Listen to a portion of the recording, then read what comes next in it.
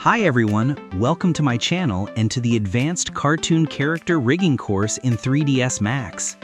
In this lesson, we will connect the Flexi-Line to the shoulder bone. This will give our character squash and stretch effects as well as proper twisting, ensuring the arm moves smoothly and plastically. Before connecting the Flexi-Line, let's hide the IK-FK systems so they don't get in the way. We will leave only the main bones. These are exactly what we'll be attaching to. Select the unnecessary bones and in the Display tab, click Hide Selected to clear the workspace.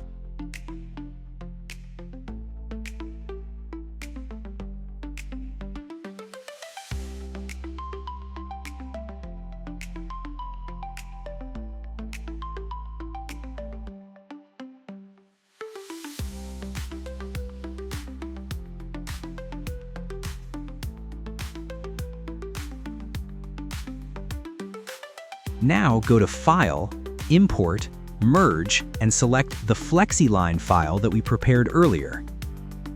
After importing, without deselecting the Flexi-Line elements, go to the Tools menu, Rename Objects.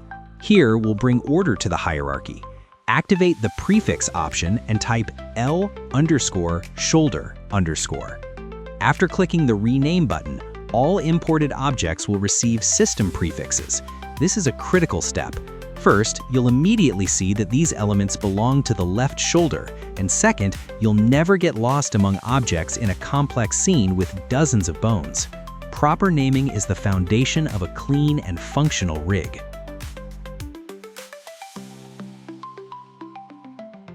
Now, let's align the Flexi-Line to the shoulder. Select the global controller of our system and assign a position constraint to it. Choose the shoulder bone as the first target and the forearm bone as the second target. Temporarily create a point helper and align it to the shoulder bone's position and orientation using Alt-A shortcut. Then move it back slightly. This object will serve as our up node for correct axis alignment. Apply a LookAt constraint to the global controller and pick the shoulder bone as the target. To keep the workspace clean, set the view line length to 0 and uncheck view line length absolute. In the Select LookAt Axis settings, choose the Y-axis. Then, in the Up Node control section, switch to LookAt, and in the Select Up Node field, pick our temporary point. After these steps, the Flexi-Line will align perfectly with the shoulder bone's axis. Now, we need to manually adjust the scale of the Flexi-Line system to match the bone's length. Scale the global controller until the two end controllers roughly align with the pivot points of the shoulder and forearm bones. Perfect precision isn't required at this stage. Even if you're off by a few millimeters, it's fine, as we will later correct the global variable in the float expression controller. After that adjustment, all calculations will become absolutely accurate and the system will work perfectly. Create a point helper and align it to the global controller's position and orientation using Alt-A shortcut. For convenience, I recommend changing its color and display type, for example to Axis Tripod. This will help visually distinguish it from other rig elements and keep the scene organized.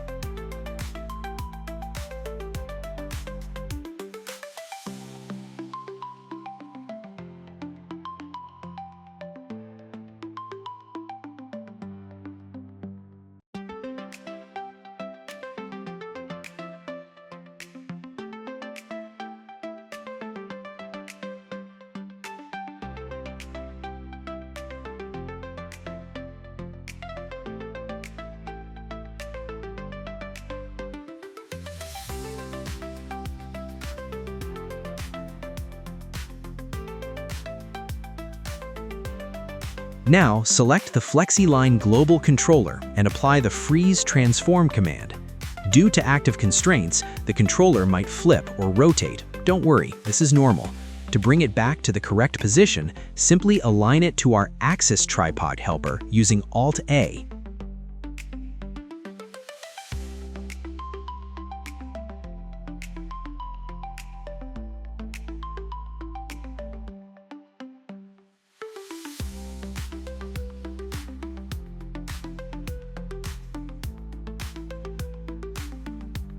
After that, link the controller to the character's global control and perform freeze transform again to completely zero out all values.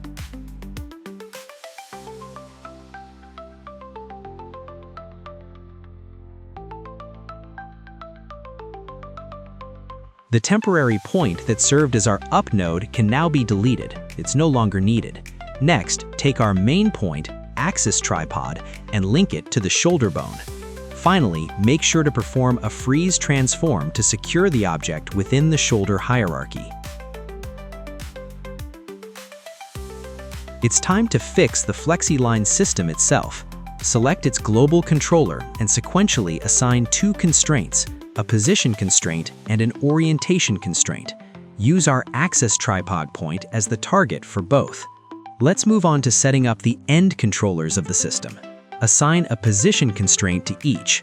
Attach the first one to the shoulder bone and the second to the forearm bone.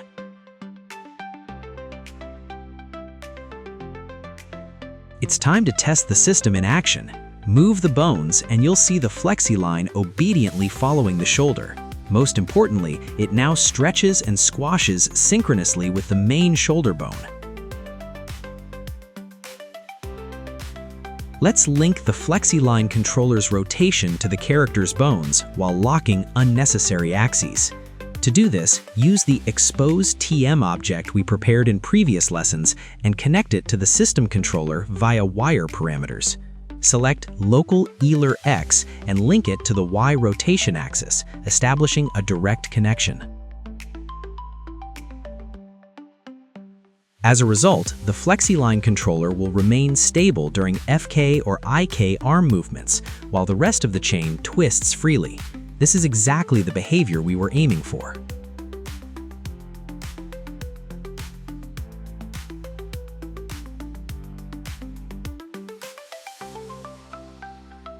Now, let's set up the rotation for the second controller. We'll need another ExposeTM for this.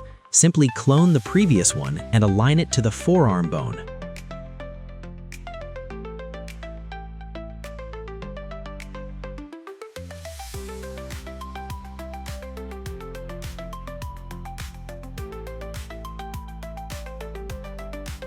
Next, link it to the forearm and be sure to perform a freeze transform. After that, in the Expose Node parameters, specify the forearm bone so the object starts reading its data. Link them via wire parameters using the same logic. Connect Local Ealer X to the Y rotation axis. There's an important nuance here. You need to put a minus sign before the value in the expression field. If you don't, the Flexi-Line controller will rotate in the opposite direction. A direct connection with inversion will allow us to achieve the correct twist direction.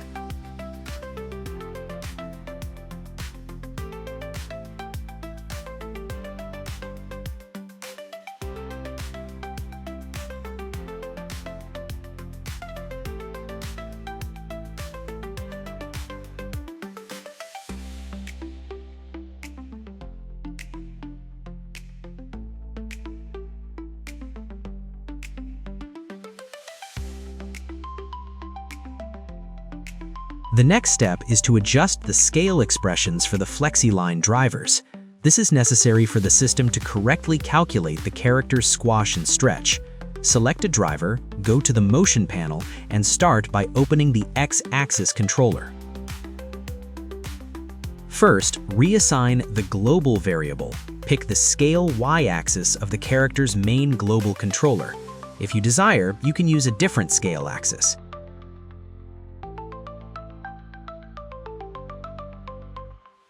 After assigning it, click the Debug button to see the new value in the length field.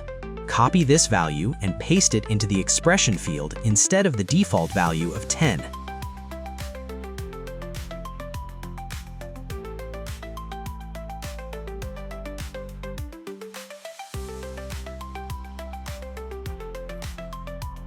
Repeat this procedure for the Z-scale axis to ensure the scaling works correctly. Once the first driver is configured, perform the same steps for the remaining two drivers.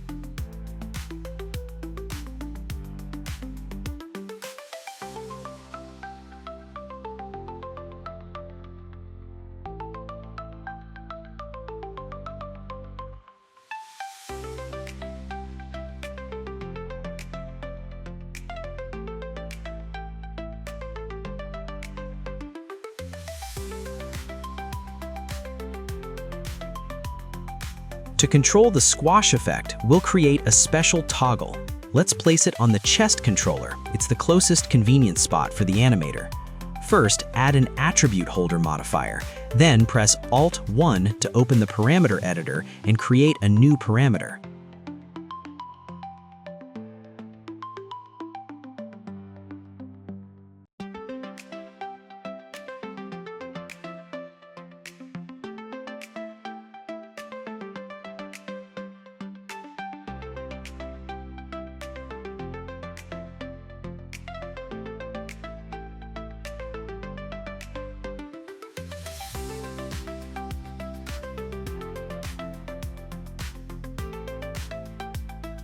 Link the newly created parameter on the chest to the toggle on the global controller via wire parameters using a direct connection.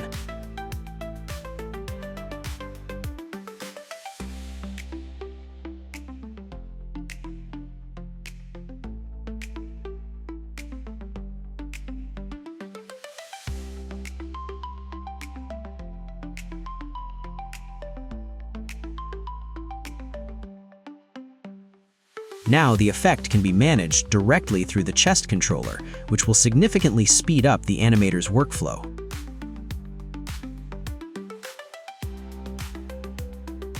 To make the animator's job easier, we'll create an additional circle-shaped controller for the central part of the Flexi-Line. Align it to the central controller using Alt-A, move it back slightly, and then link them together.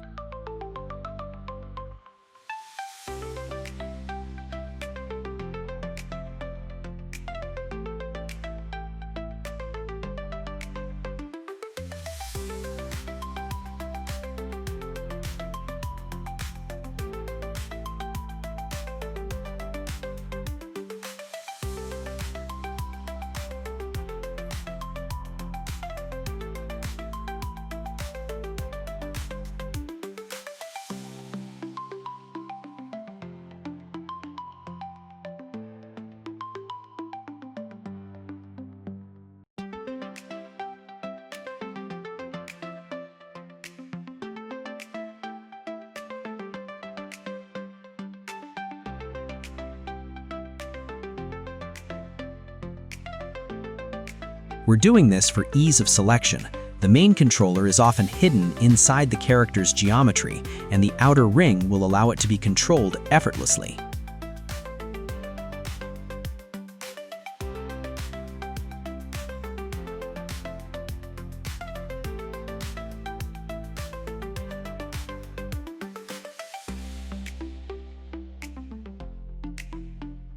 The last thing left for us to do is clean up the scene. We'll create a separate layer for our new controller and move the t-shirt sleeve controllers there too. Good layer organization will allow you to quickly hide or select the parts of the rig you need without being distracted by unnecessary elements.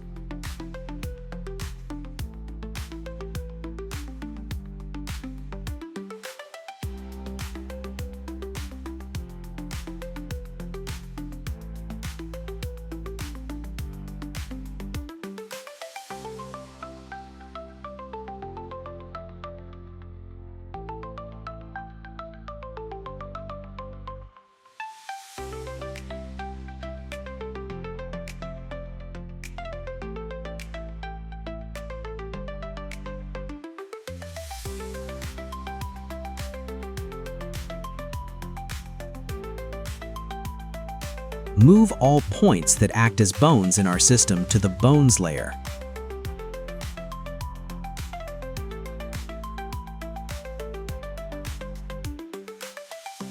Move all other technical Flexi-Line elements to a separate layer called Flexi Hidden. This will allow us to hide the entire inner mechanics of the rig with one click, so the animator sees only the necessary controllers and cannot accidentally damage the system.